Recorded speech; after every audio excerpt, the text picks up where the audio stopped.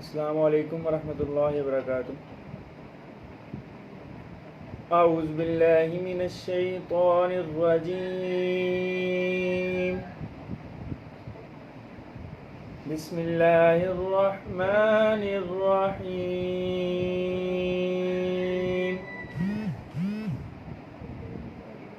لإیلاف قریش إيلافهم رحلة الشتاء والصيف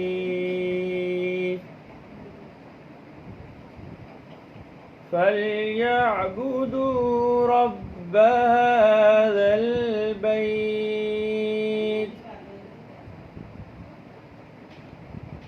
الذي أطعمهم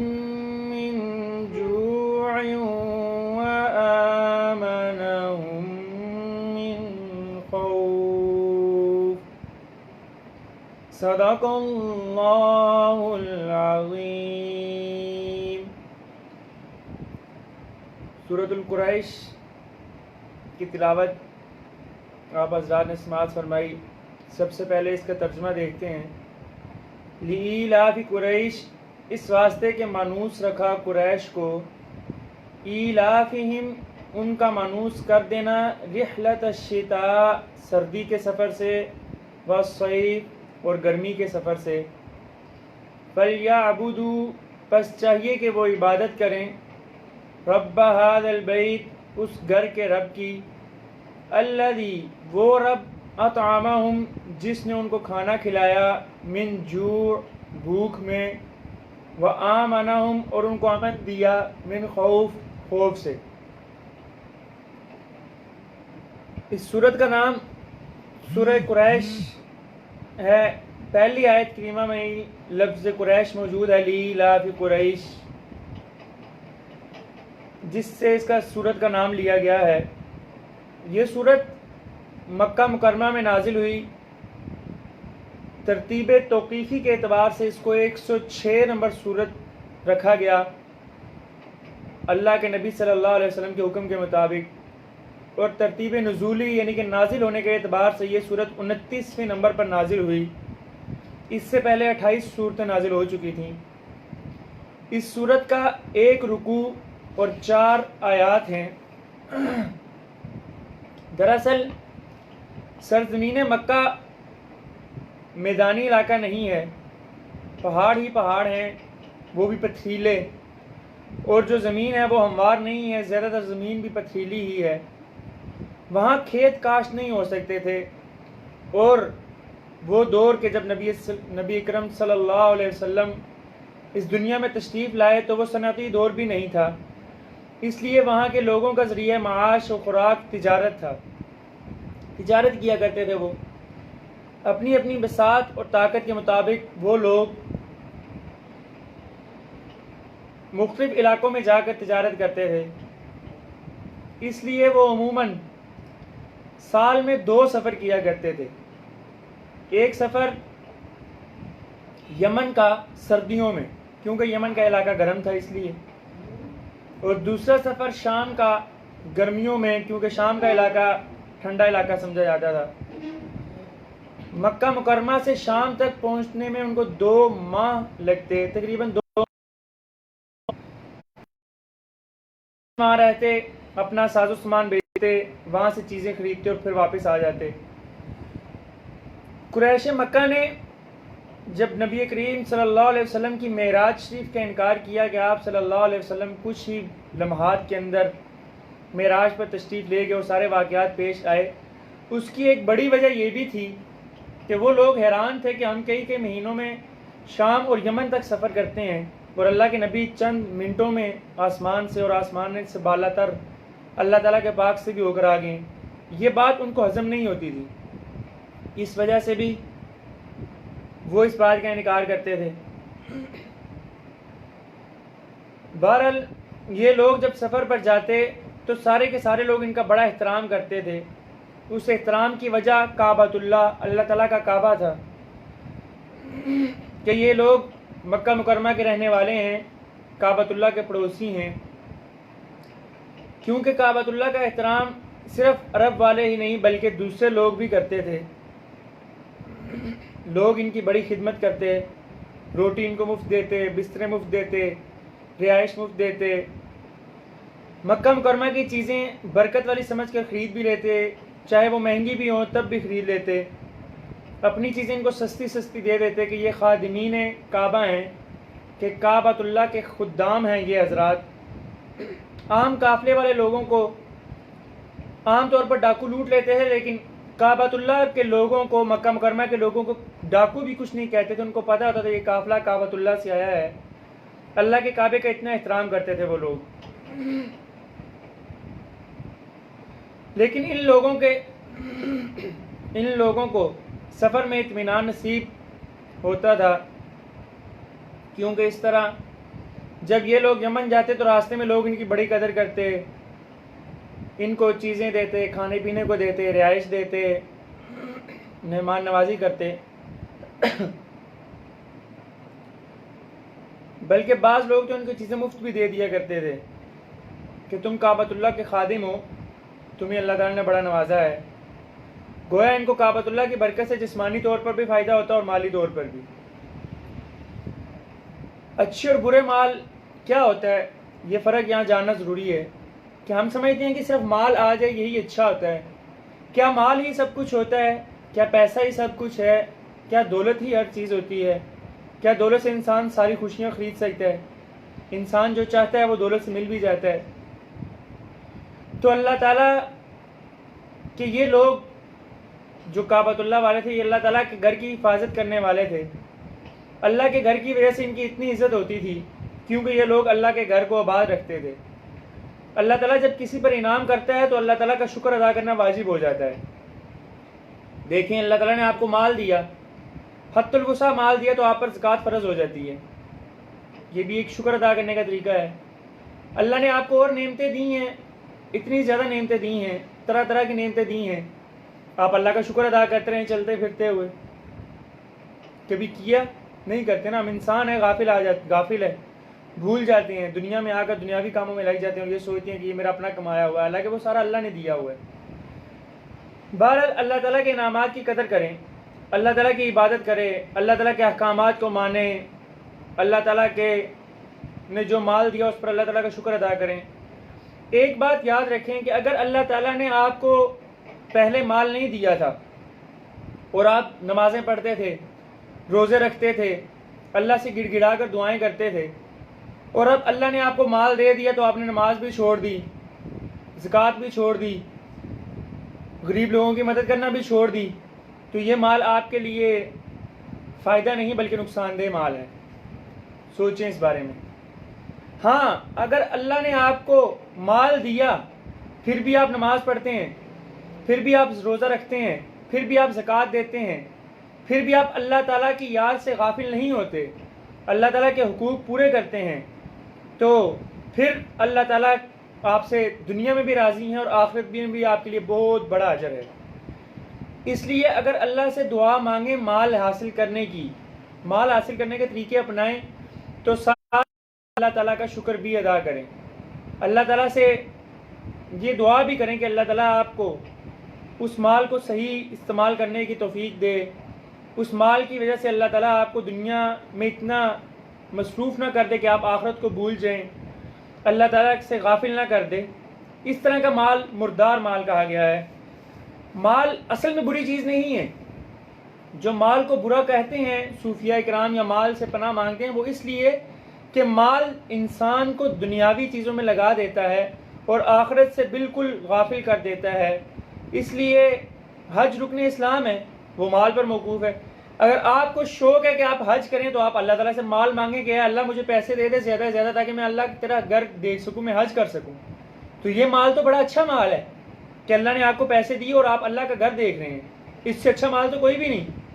آپ کو اللہ نے پیسے دیے، آپ حج کر رہے ہیں، یہ تو بڑا اچھا مال ہے. اس طرح کا مال تو اور زیادہ سے زیادہ مانگیں اللہ تعالیٰ سے، کیونکہ جس پر پاس مال نہیں ہے وہ حج نہیں کر سکتا بیچارہ. اسی طرح جس نے قربانی کرنے کا شوق ہے تو قربانی پیسوں سے ہوگی. آپ اللہ سے مال مانگیں، پیسے مانگیں کہ اللہ مجھے پیسے دے دے، رزق حلال دے دے، میرے پیسوں میں برکت دے دے، میں قربانی کر سکوں. ایک بات اور یاد رکھیں، پیسے کمانا، مال کمانا حلال ہونا چاہیے۔ اگر آپ حرام کما کر قربانی دے لیں تو یہ کسی کام کی نہیں، یہ کسی کام نہیں آتی۔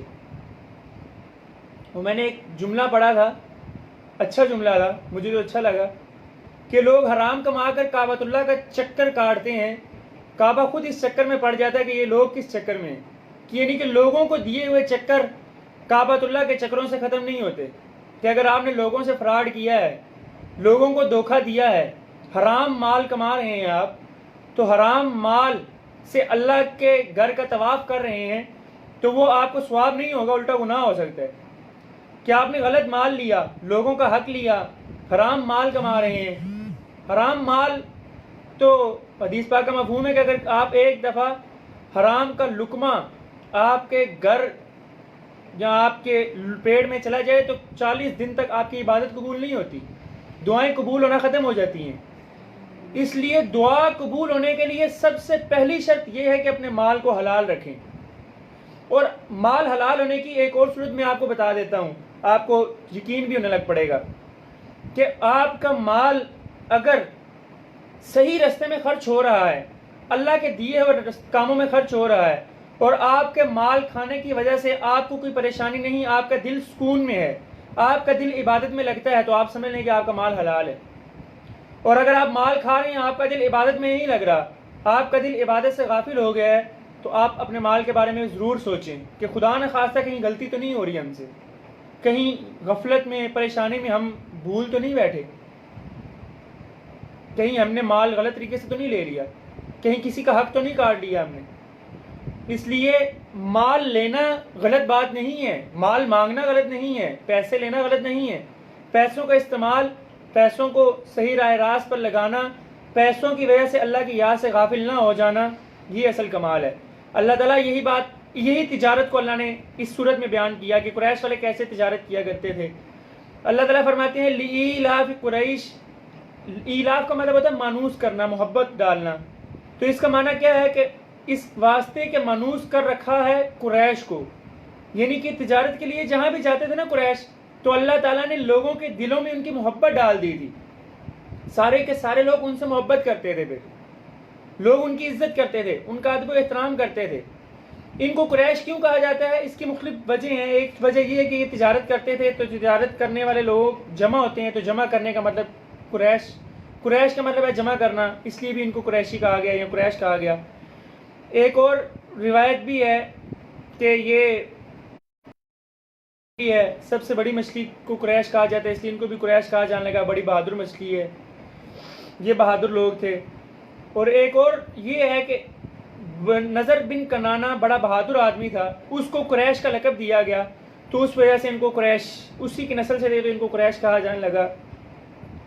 یہ حضرت ابراہیم علیہ السلام اور حضرت اسماعیل علیہ السلام کی اولاد میں سے تھے قریش والے، اس لیے یہ صحیح العقیدہ لوگ تھے، کیونکہ نبی کریم صلی اللہ علیہ وسلم سے پہلے جو دین صحیح تھا وہ دین ابراہیمی تھا، اس لیے آج بھی آپ کے دین میں بہت ساری باتیں ابراہیم علیہ السلام کے دین والی ہیں۔ جو دین لایا، جس دین پر عمل کیا، جو دین بتایا، وہی نبی کریم صلی اللہ علیہ وسلم کو بھی احکامات دیے گئے۔ اب اس دور میں قریش کی ایک اور شاخ تھی، قبیلہ بنو خزاعہ، اس کا ایک آدمی تھا عمر بن لحی بن کما، یہ بڑا ظالم تھا۔ اس ظالم نے کیا کیا، اللہ کعبۃ اللہ میں حضرت ابراہیم علیہ السلام کا اور حضرت اسماعیل علیہ السلام کا مجسمہ بنا کر رکھ دیا کہ ان بزرگوں نے کعبۃ اللہ بنایا، یہ بڑے ہیں۔ تو لوگوں نے کیا کیا، ان کی عبادت شروع کر دی۔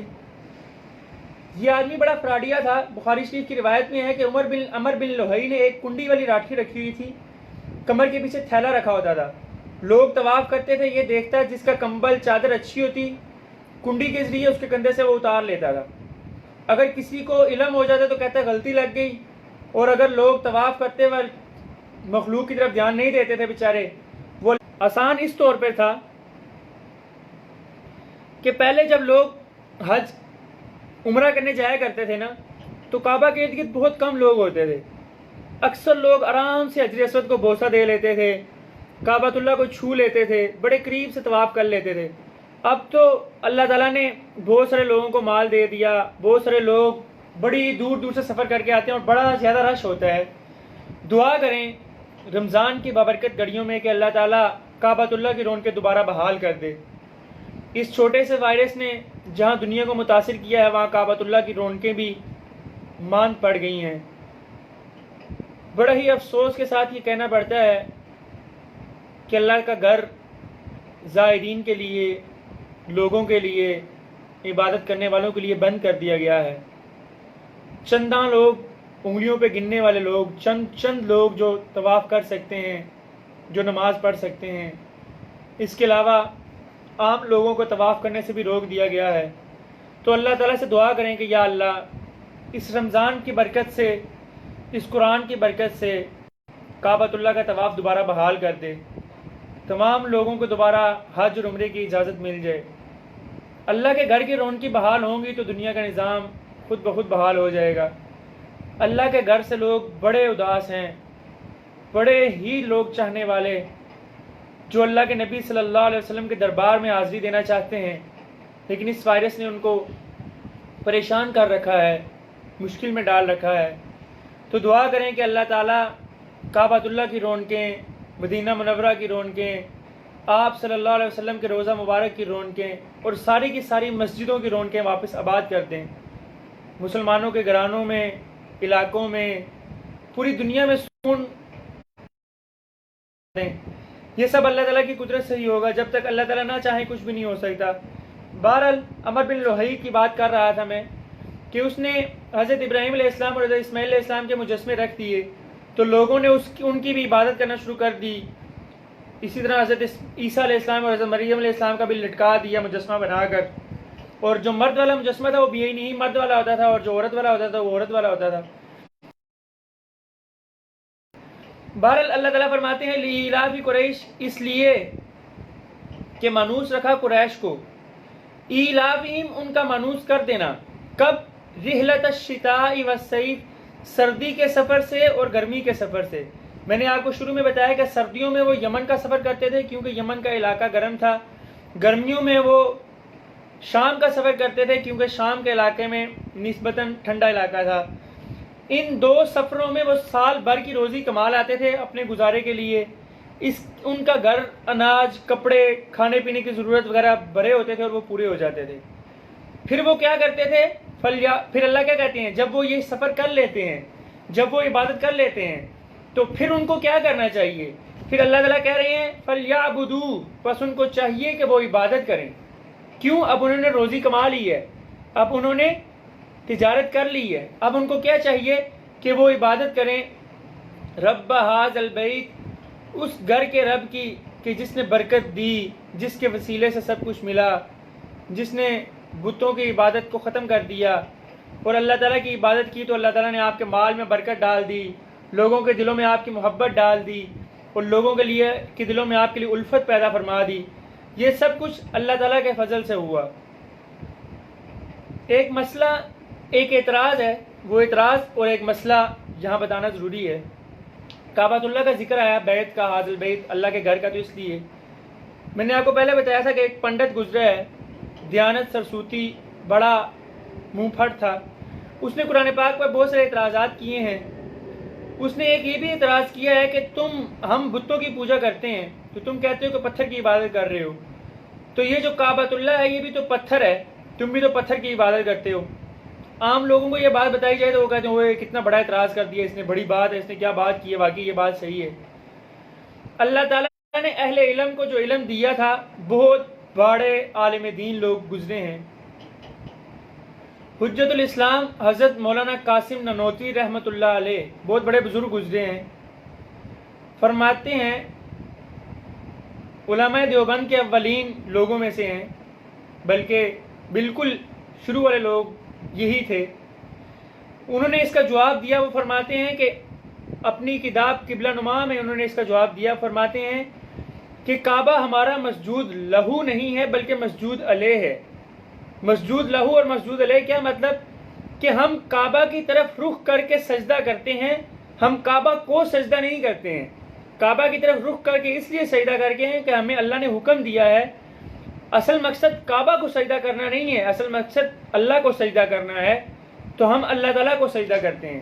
دیکھیں ایک جملے میں کتنا بڑا جواب دے دیا کہ مسجود لہو نہیں ہے، مسجود الیہ ہے، کہ ہم اسی پتھر کو سجدہ نہیں کرتے، اس اللہ کو سجدہ کرتے ہیں۔ اس پتھر کو سجدہ کرنے کا حکم اللہ نے دیا ہے، اس لیے کرتے ہیں۔ یہاں ایک اور مسئلہ یہ بھی ہے کہ جو لوگ خانہ کعبہ کے سامنے ہیں، یعنی کہ جب آپ عمرہ کرنے یا حج کرنے جائیں تو یہ بات کا خاص خیال رکھیں، اللہ سارے مسلمانوں کو اپنے گھر کی زیارت نصیب فرمائے، کہ جب آپ کعبۃ اللہ کے پاس ہوتے ہیں تو یہ بات ضروری ہے کہ آپ کا رخ، آپ کا چہرہ بالکل کعبۃ اللہ کی طرف ہو۔ اگر آپ کعبۃ اللہ کی طرف نہیں ہے آپ کا چہرہ تو آپ کی نماز نہیں ہوگی، بالکل اس کی طرف ہو۔ اس کے 4 رخ بنتے ہیں، جس بھی طرف آپ ہیں، کسی بھی طرف سے رخ آپ کو مل جائے تو آپ کا رخ بالکل کعبۃ اللہ کی طرف ہو۔ اور اگر آپ ایسی جگہ پہ ہیں جہاں کعبۃ اللہ نظر نہیں آتا، مثال کے طور پر ہمارے گھروں میں، ہمارے علاقوں میں، ہماری مسجدوں میں، اب سعودی عرب تو بہت دور ہے، کعبۃ اللہ بہت دور ہے، یہاں سے کعبہ نظر تو نہیں آتا ڈائریکٹ، تو یہاں پر کعبۃ اللہ کی طرف عین رخ کرنے نہ بھی ہو تو نماز ہو جاتی ہے، اگر جہت صرف کعبۃ اللہ کی طرف ہو۔ جہت مطلب کہ آپ کا رخ کعبۃ اللہ کے علاقے میں، یعنی کعبۃ اللہ جس ایریے میں ہے اس ایریے کی طرف آپ کی جہت ہے تو آپ کی عبادت، آپ کی نماز ہو جائے گی۔ ہماری مسجدیں بھی تقریباً 2 ڈگری ہٹ جاتی ہیں کبھی کبھی کعبۃ اللہ سے، تو اس لیے نماز ہو جاتی ہے۔ 5 ڈگری تک بھی ہٹی ہوں تو کوئی فرق نہیں پڑتا، اس لیے اس وہم میں نہ رہیں کہ آپ کو کعبہ نظر نہیں آ رہا تو آپ کی نماز نہیں ہوگی۔ کعبہ نظر نہیں آ رہا تو آپ کا رخ کعبہ کی جہت کی طرف ہے، اس لیے آپ کی نماز بالکل درست ہے اور آپ اللہ ہی کی عبادت کر رہے ہیں۔ پھر ایک اور جواب اس پنڈت کا یہ بھی ہے کہ حضرت عبداللہ بن زبیر رضی اللہ تعالیٰ عنہ نے اپنے، جب ان کا دور خلافت تھا، بڑا مختصر دور ان کا تھا، انہوں نے کعبۃ اللہ کی عمارت کو شہید کروایا، پھر اس کو گہرائی تک کھدوایا، گہرائی تک لے گئے اور پھر دوبارہ تعمیر کرایا، تو نمازیں تو اس وقت بھی ہوتی تھیں، سجدے تو اس وقت بھی اسی جگہ پر ہوتے تھے، اسی رخ کی طرف کر کے ہوتے تھے۔ تو اس کا مطلب کیا ہوا کہ ہم اس پتھر کو سجدہ نہیں کرتے، ہم اس جگہ کو سجدہ نہیں کرتے، بلکہ ہم اللہ کو سجدہ کرتے ہیں، اور اس لیے کہ اللہ تعالیٰ نے اس طرف رخ کر کے حکم دیا ہے نماز پڑھنے کا اور سجدہ کرنے کا۔ تو اللہ تعالیٰ فرماتے ہیں کہ فَلْيَعْبُدُوا رَبَّ هَٰذَا الْبَيْتِ، عبادت کرو اپنے رب کی، رب هَٰذَا الْبَيْتِ، جو اس گھر کا رب ہے، الَّذِي أَطْعَمَهُمْ، جس نے تمہیں بھوک میں کھلایا، کہ جب تمہیں بھوک لگتی تھی، جب تم بھوکے تھے تو کس نے کھلایا؟ اللہ تعالیٰ نے۔ جب تمہیں پیاس لگی تو کس نے پلایا؟ اللہ تعالیٰ نے۔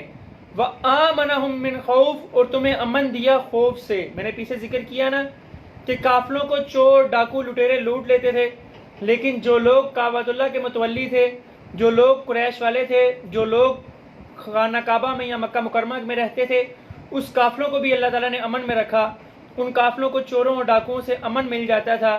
یہ سارے کا سارا کس نے کیا؟ اللہ تعالیٰ کے حکم سے ہوا۔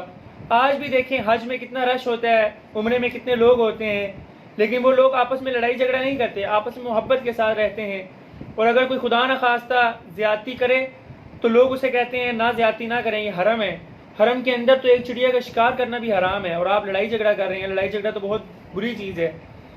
تو اللہ تعالیٰ کے گھر کی برکت سے دیکھو تمہارا مال بھی محفوظ، تمہاری جان بھی محفوظ، اس کی برکت سے تمہیں روزی بھی میسر، اس کی برکت سے، اس لیے اللہ کیا کہتے ہیں کہ اللہ کے اس رب کی عبادت کرو کہ جو اس گھر کا بھی رب ہے۔ آپ اللہ کی عبادت کریں، اللہ آپ کے گھر کی حفاظت کریں گے۔ آپ اللہ کے گھر کے لیے دعائیں کریں، اللہ آپ کے گھر کی ضروریات پوری کریں گے۔ سب سے بڑی بات، آپ اللہ تعالیٰ کی عبادت کریں، اللہ آپ کی حفاظت فرمائیں گے، پھر وہ ڈاکوؤں سے بھی حفاظت فرمائیں گے، پھر لٹیروں سے بھی حفاظت ہوگی، پھر بد لوگوں کی شیطانیوں سے بھی حفاظت ہوگی، اور پھر آپ کے جان، مال، عزت، آبرو کی حفاظت ساری کی ساری اللہ تعالیٰ فرمائیں گے۔ اس لیے اللہ تعالیٰ کی عبادت کریں اور خالص اللہ کی رضا کے لیے عبادت کریں، تو اللہ تعالیٰ آپ کے تمام مسائل حل فرما دیں گے۔ دعا ہے کہ اللہ تعالیٰ ہمیں دین کی صحیح سمجھ عطا فرمائیں اور دین پر مکمل چلنے والا بنا دیں۔ وآخر دعوانا ان الحمد للہ رب العالمین۔